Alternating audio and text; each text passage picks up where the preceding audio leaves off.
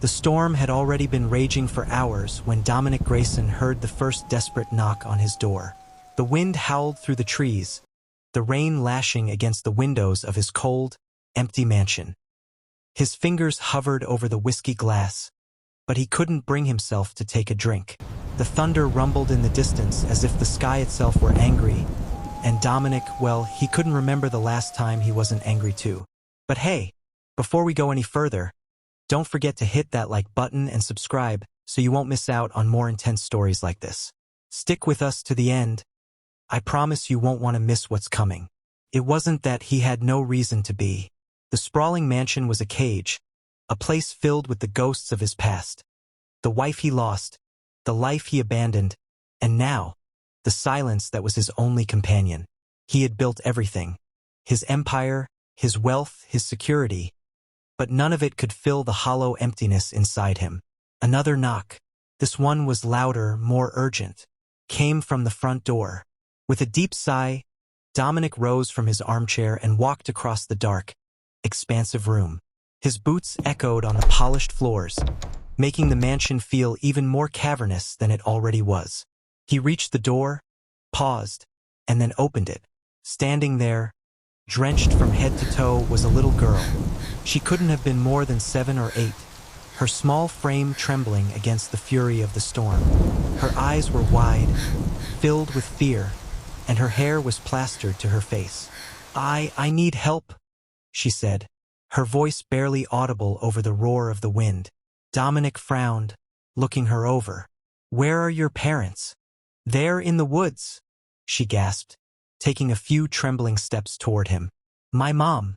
She's hurt. Please, help her." Something shifted inside Dominic, a faint echo of the man he used to be. He didn't know why, but something about the girl's plea broke through his defenses. "Come inside," he said, stepping back to let her in. "We'll call for help." She stumbled in, dragging her soaked backpack behind her. "I'm Lila," she whispered as if her name were a secret. "Mom's in the woods. I couldn't leave her there." Dominic closed the door behind her, his mind racing. What the hell was going on?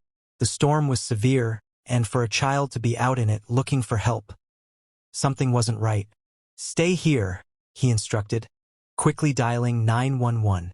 As the phone rang in his ear, he glanced at the girl, who was now sitting on the floor, hugging her knees to her chest. "Are you okay?" he asked, kneeling in front of her.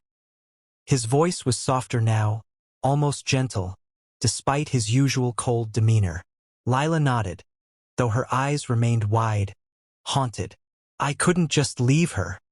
The emergency dispatcher picked up, and Dominic quickly relayed the situation, his voice firm and urgent, asking for immediate help. As he hung up, he turned back to Lila. "We're going to get her," he said, though he had no idea how he was going to manage this. His mind raced, but something inside him told him to move, to act. It was the first time in a long time he'd felt that way. Dominic grabbed his jacket and headed toward the door. Lila looked up at him, her eyes filled with a mixture of hope and fear. "I'm coming with you," she insisted. He hesitated but then nodded. If this was real, if her mother really was out there, Dominic couldn't leave her alone. They both stepped out into the storm. The wind nearly knocked them off their feet as they made their way through the garden toward the edge of the woods. The trees bent under the force of the storm, their branches swaying violently, creating an eerie sound as the wind passed through them. Lila clung to his side, her small hand gripping his jacket, and Dominic couldn't help but glance down at her. She was so small, so fragile, and yet there was a strength in her eyes, a determination that reminded him of the way he used to feel when he was young. The storm was deafening, but through it, he heard the faintest sound, a cry. It was distant, but it sent a jolt of adrenaline through Dominic. Without a word, he picked up his pace, pulling Lila along behind him. The trees seemed to part as they pushed further into the woods, and then, through the downpour, he saw her. Amara Johnson was lying on the ground, her face pale, her clothes soaked through. Blood stained the dirt around her, but she was alive, barely conscious. She had a small cut on her forehead, and her breathing was shallow. "Mom!" Lila cried, running to her mother's side. She knelt beside Amara, shaking her gently. "Mom, wake up!" Dominic dropped to his knees beside them, his heart pounding. "We need to get her out of here," he said, his voice tense. "Can you help her walk?" Lila looked up at him, her eyes filled with tears. I don't know." Without hesitation, Dominic scooped Amara up in his arms. She was heavier than he expected, but his adrenaline kept him moving. "We're going to get you home," he murmured to her, though he didn't know how he would manage it. The storm was relentless, and carrying a woman through these woods would be no easy feat. But there was no time to think about that. The only thing that mattered was getting them back to the mansion. By the time they reached the house, Amara was unconscious, her body limp in Dominic's arms. He kicked the door open, shouting for Lila to follow him. Inside, the mansion was quiet, eerily so, but for once it didn't feel cold. He rushed Amara to the nearest room and laid her gently on the bed. Lila, still in shock, stood in the doorway, her eyes fixed on her mother. Dominic closed the door quietly behind him and turned to face the girl. "We'll get her the help she needs," he assured her. "You're safe now. Both of you are." Lila didn't respond. She simply nodded, her small face pale and drained from the ordeal. Dominic stepped away, pulling out his phone to call emergency services again. This time, there was no hesitation in his movements. The storm had shaken something loose in him, something he hadn't felt in a long time. By the time the paramedics arrived, Amara was stable, but still unconscious. They took her away, leaving Dominic with Lila in the silence of the house. He didn't know what to say to the girl, so he simply sat down beside her. "I don't know what happens next," he said softly, "but you're not alone. I'll make sure you're taken care of." Lila looked up at him, her eyes red-rimmed, but there was a flicker of something in her gaze, a spark of hope. "Thank you," she whispered. Dominic nodded, though his heart was heavy with the weight of his own past. He wasn't used to feeling responsible for anyone, least of all a child and her injured mother. But something about this moment felt different. It felt like a second chance, one he hadn't even realized he needed. The days that followed were a blur. Amara was hospitalized, but she survived, and when she returned to the mansion, things began to change. What had been a cold, empty house slowly became a home. Lila's laughter echoed through the halls, filling the spaces that had once been consumed by silence. Amara, once a stranger, became a part of Dominic's life, and he found himself caring for them in ways he hadn't imagined.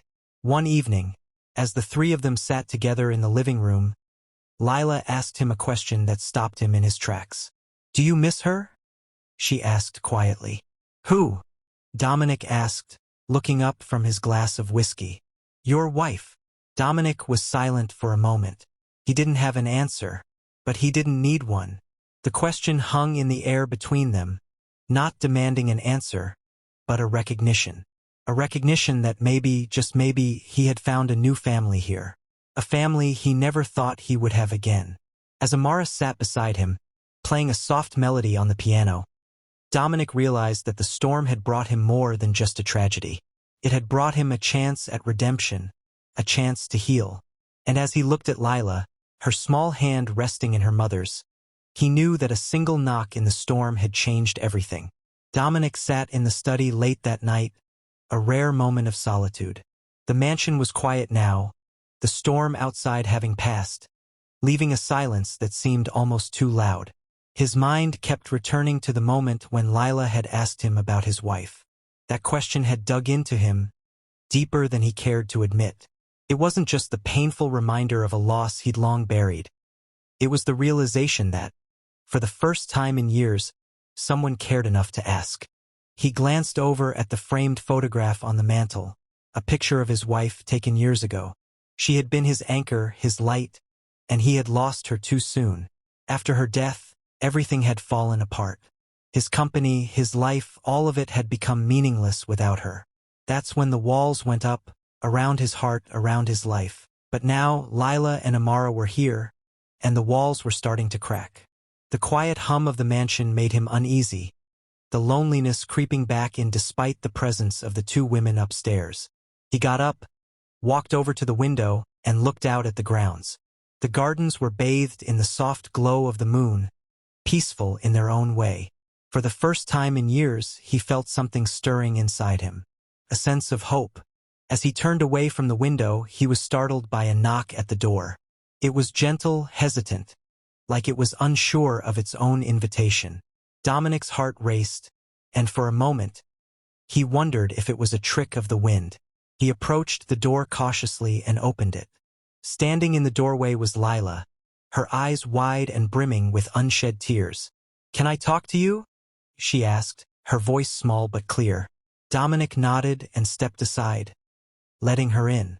She hesitated at the threshold for a moment before walking in, her small steps echoing in the vastness of the room. "Of course," Dominic said, his voice softer than usual. He motioned to the armchair across from his desk. "Please sit down." Lila climbed into the chair, looking more vulnerable than Dominic had ever seen her. He noticed her fingers were playing with the edges of her sweater nervously, something she'd been doing a lot lately. "What's on your mind?" he asked gently, trying to keep his voice steady, despite the emotions that were beginning to bubble up inside him. Lila bit her lip before speaking. I don't want to be a burden," she said quietly. Her words were full of uncertainty. "But, do you think my mom will ever be happy again?" The question caught Dominic off guard. He didn't know how to answer at first. He hadn't really seen Amara smile in weeks. Not truly. Not in the way she had before the attack.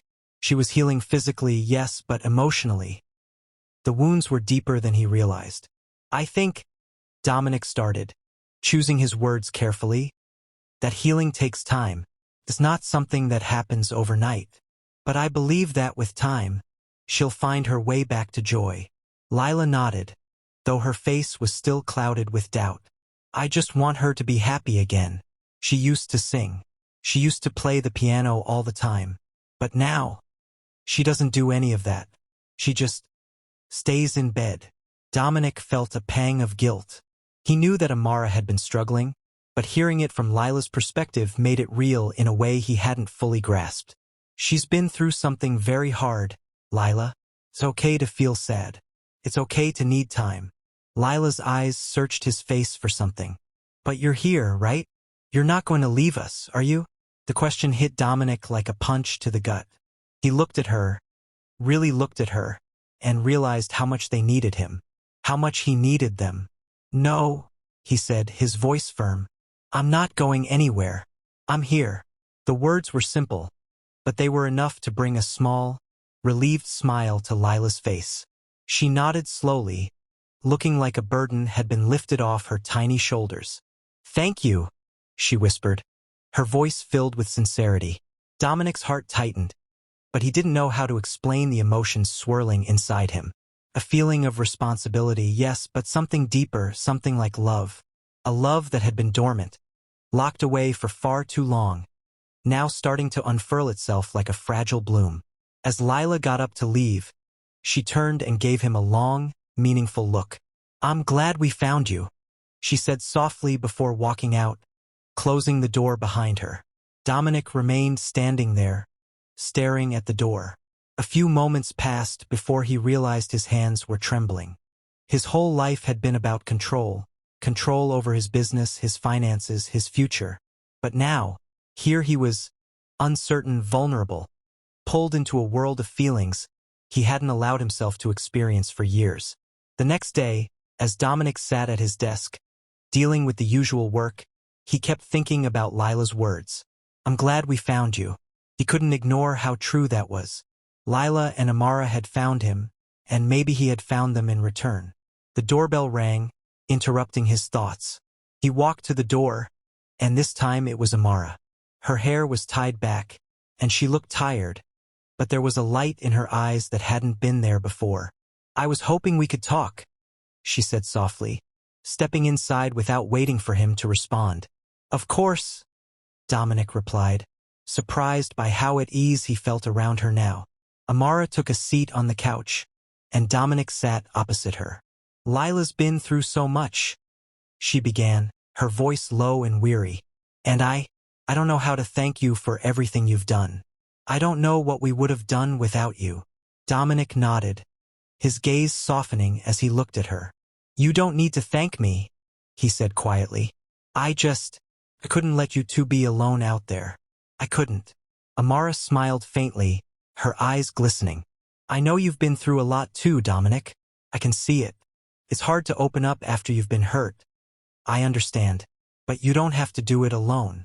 You don't have to shut everyone out. Dominic's breath caught in his throat, and for the first time in years, he allowed himself to truly listen. The walls he had built around himself, the fortress of solitude that had once kept him safe, now felt heavy, suffocating. He had spent so long hiding from the world, from pain, from love. I've been alone for a long time, he said, his voice barely above a whisper. But I don't want to be anymore. Amara's eyes softened. You don't have to be. In that moment, Dominic realized that opening his heart again wasn't a weakness. It was a strength. And maybe, just maybe, he had found his way back to life, to love, and to family. As the days went by, things began to shift. Amara found herself smiling again, even laughing at Lila's playful antics. Lila began drawing more, her creations filling the walls of the mansion with color and life. Dominic, once isolated in his cold mansion, began to feel warmth, the warmth of family, of connection. One evening, as the three of them sat around the dinner table, Lila turned to Dominic with a wide smile. Thank you, she said simply. Dominic's heart swelled. You're welcome. And for the first time in years, Dominic didn't feel alone. If you enjoyed this story, don't forget to like, comment, and subscribe to the channel for more heartfelt tales like this. Share this video with someone who needs a little light in their life.